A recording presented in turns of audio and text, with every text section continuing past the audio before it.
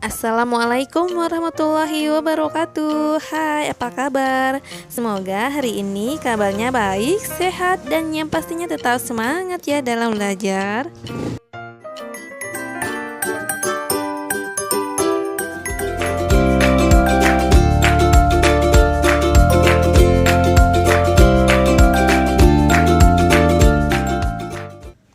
Pada video kali ini, kita akan mempelajari teks ulasan tentang berbagai karya sastra, yaitu salah satunya pada novel Sang Pemimpi.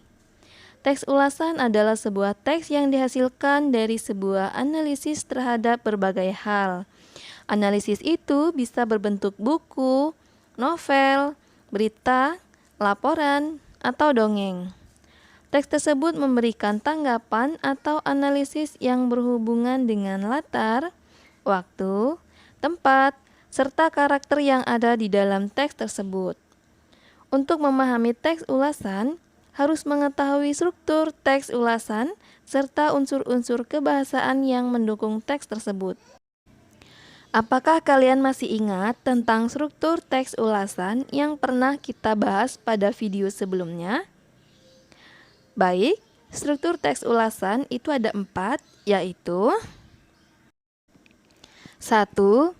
Bagian orientasi, yaitu berisi gambaran umum karya sastra yang akan diulas. Misalnya, berisi tentang gambaran umum sebuah karya atau benda yang akan diulas. Gambaran umum karya atau benda tersebut dapat berupa nama, kegunaan, dan sebagainya. Yang kedua, tafsiran, yaitu berisi pandangan sendiri mengenai karya atau benda yang diulas. Bagian ini dilakukan setelah mengevaluasi karya atau barang tersebut. Pada bagian ini, penulis biasanya membandingkan karya atau benda tersebut dengan karya atau benda yang mirip. Penulis juga menilai kekurangan dan kelebihan karya yang diulas. 3. Pada bagian evaluasi, yaitu penulis mengevaluasi karya, penampilan, dan produksi. Bagian evaluasi juga berisi gambaran tentang detail suatu karya atau benda yang diulas. Hal ini bisa berupa bagian, ciri-ciri, dan kualitas karya tersebut. Yang keempat, pada bagian rangkuman, yaitu penulis memberikan ulasan akhir yang berisi simpulan karya tersebut. Apakah sudah paham mengenai struktur teks ulasan tersebut? Selanjutnya, kita akan belajar menulis teks ulasan berdasarkan novel Sang Pemimpi dengan memperhatikan struktur, unsur kebahasaan teks ulasan. Karya Andrea Hirata. Untuk mengenali teks tersebut, amati dan baca teks tersebut dengan cermat. Setelah itu, susun teks tersebut dengan urutan sebagai berikut. Sutradara Riri Riza, produser Mira Lesmana, penulis, musik, distributor, dan lainnya. Setelah itu kita juga tulis nama-nama pemainnya. Fikri Setiawan sebagai Ikal remaja, Lukman Sardi sebagai Ikal dewasa, dan seterusnya.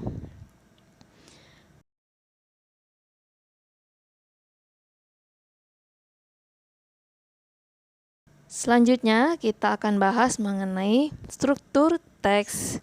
Yang pertama yaitu orientasi. Pada novel Sang Pemimpi, yaitu Sang Pemimpi adalah novel kedua dari tetralogi Laskar Pelangi karya Andrea Hirata. Novel ini menceritakan kisah kehidupannya di Pulau Belitung yang dililit kemiskinan. Ada 3 remaja SMA yang bermimpi untuk melanjutkan sekolah hingga ke Prancis, menjelajah Eropa hingga ke Afrika. Ikal, Arai, dan Jimron adalah para pemimpi-pemimpi itu. Kemudian yang kedua, tafsiran.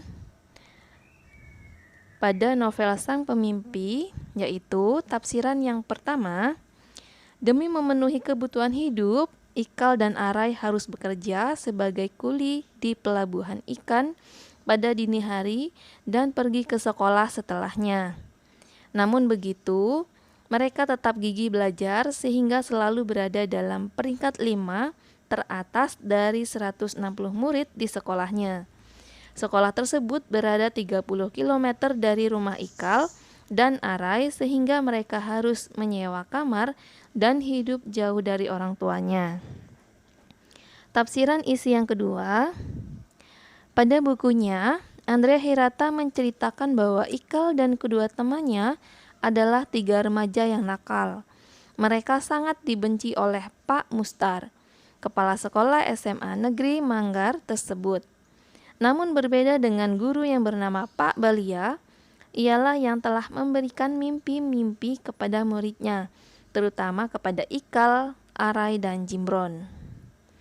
Kemudian tafsiran isi yang ketiga, yaitu di dalam film tersebut, selama masa SMA, banyak kenakalan yang dilakukan oleh Arai dan Ikal. Mereka pernah mengejek Pak Mustar saat upacara bendera, sehingga Pak Mustar marah. Mereka juga pernah menyusup ke bioskop yang tidak mengizinkan anak sekolah untuk masuk dan menonton film dewasa tersebut. Pak Mustar mengetahui hal tersebut sehingga Ikal dan Arai diberi hukuman keesokan harinya di sekolah. Kemudian tafsiran isi yang keempat, film ini mempunyai kelebihan yaitu menceritakan persahabatan dan setia kawan yang erat dan juga mencakup pentingnya pendidikan yang begitu mendalam, serta kisahnya yang mengharukan. Hidup mandiri dan terpisah dari orang tua dengan latar belakang kondisi ekonomi yang sangat terbatas, namun mempunyai cita-cita yang besar. Kemudian tafsiran isi yang kelima, yaitu sayangnya alur dalam cerita tersebut tidak jelas karena waktunya dibolak-balik sehingga ceritanya membingungkan penonton. Struktur teks yang selanjutnya yaitu evaluasi.